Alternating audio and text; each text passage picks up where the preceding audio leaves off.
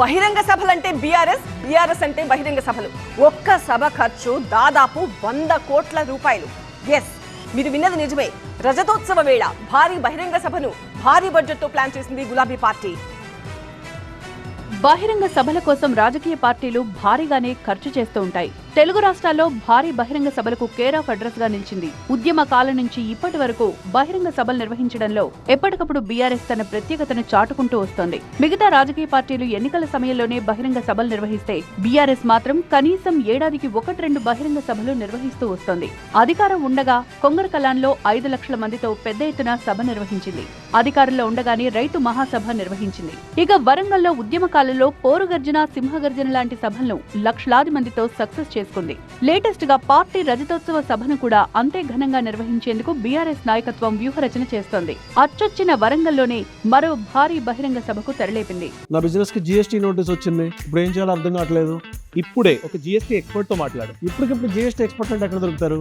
Boss వాలా. Be the boss.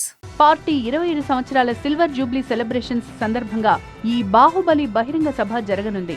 ఇందుకోసం 10 లక్షల మందిని సమీకరించాలని టార్గెట్ గా పెట్టుకుంది బీఆర్ఎస్. అయితే జన సమీకరణం పక్కన పెడితే ఖర్చు కూడా బాహుబలి స్థాయిలోనే కనిపిస్తోంది. ఇప్పటికే అధికారికంగా ప్రతి నియోజకవర్గానికి 25 లక్షలు పార్టీ తరపున చెక్కులు విడుదల చేశారు. ఈ మొత్తం దాదాపుగా 30 కోట్ల రూపాయలు. దీంతో పాటు 1200 ఎకరాలను రైతుల దగ్గర లీజుకు తీసుకుంది పార్టీ. ఈ 1200 ఎకరాల్లో చదును చేయడం, బారికేడ్లు వేయడం, రోడ్లు వేయడం, స్టేజ్, గెస్ట్ల కోసం ప్రత్యేక ఏర్పాట్లు, ఇలా కేవలం సభాస్థలి వద్ద మరొక 20 నుంచి 25 కోట్లు ఖర్చయ్యే అవకాశం కనిపిస్తోంది. వీటితో పాటు రాష్ట్ర వ్యాప్తంగా 500 మంది ఆర్టిస్టులతో వాల్ రైటింగ్ నిర్వహిస్తోంది పార్టీ.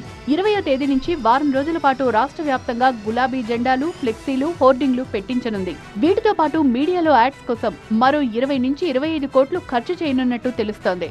జన సమీకరణ కోసం ఇప్పటికే ఆర్టీసీకి 9 కోట్లు చెల్లించింది బీఆర్ఎస్. వీటితో పాటు ప్రైవేట్ వాహనాలు, మధ్యలో వారికి భోజనాలు, సభాస్థలం వద్ద 10 లక్షల మజ్జిగ ప్యాకెట్లు, 10 లక్షల వాటర్ ప్యాకెట్లు, కూలర్లు, ఇలా వీటన్నింటికీ మరో 25 కోట్ల రూపాయలు ఖర్చు ఖాయంగా కనిపిస్తోంది. ఇలా పార్టీ రజతోత్సవ సభ కోసం 100 కోట్ల రూపాయల వరకు ఖర్చు చేయనుంది బీఆర్ఎస్. ఈ లెక్కన తెలుగు రాష్ట్రాల్లో జన సమీకరణ పరంగా చూసినా, ఖర్చు పరంగా చూసినా ఇదే భారీ బహిరంగ సభ.